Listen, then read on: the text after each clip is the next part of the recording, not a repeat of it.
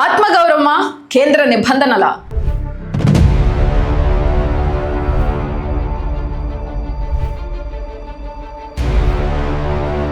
దశాబ్దాల చరిత్రకి CM Vijay break. చెన్నైలోని చారిత్రాత్మక పోర్ట్ సెయింట్ జార్జ్ భవనం దశాబ్దాలుగా ఎన్నో రాజకీయ సంచలనాలకు కేర్ ఆఫ్ అడ్రస్.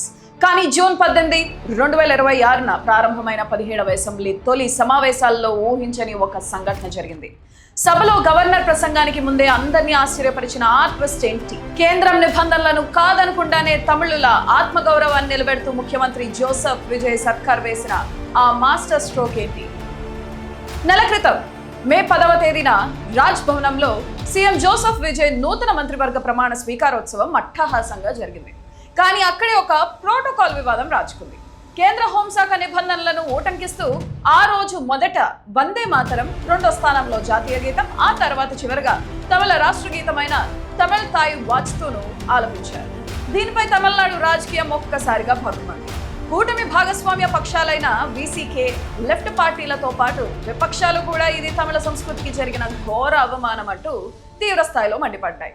భాషా గుర్తింపు చుట్టూ అల్లుకున్న ఈ వివాదంతో అసెంబ్లీ సమావేశాల్లో కొత్త ప్రభుత్వం ఎలా వ్యవహరించబోతుందన్న ఉత్కంఠ దేశవ్యాప్తంగా నెలకొంది. కట్ చేస్తే జూన్ 18 సస్పెన్స్ కు తెరపడింది. 17వ శాసనసభ మొదటి సమావేశాలు ప్రారంభమయ్యాయి.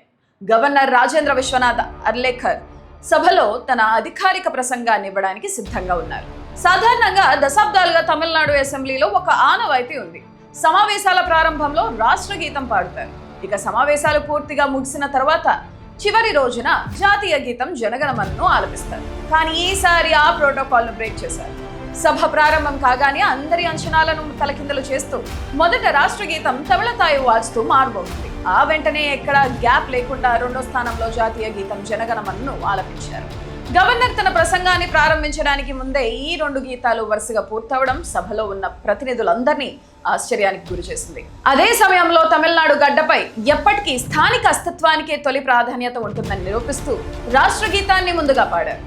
రాష్ట్ర ప్రభుత్వం తీసుకున్న ఈ చారిత్రక నిర్ణయాన్ని సామాజిక న్యాయ శాఖ మంత్రి బన్నీ అరసు సహా పలువురు ముఖ్య నేతలు హృదయపూర్వకంగా స్వాగతించారు.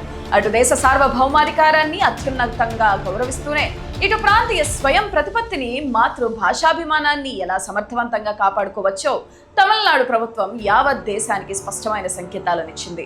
సరికొత్త రాజకీయ సమీకరణాలతో ప్రారంభమైన ఈ 17వ శాసనసభ మొదటి సమావేశాలు భవిష్యత్తులో ఇంకెన్ని సంచలనాలకు, సుదీర్ఘ చర్చలకు కేంద్ర బిందువు కానున్నాయో చూడాలి.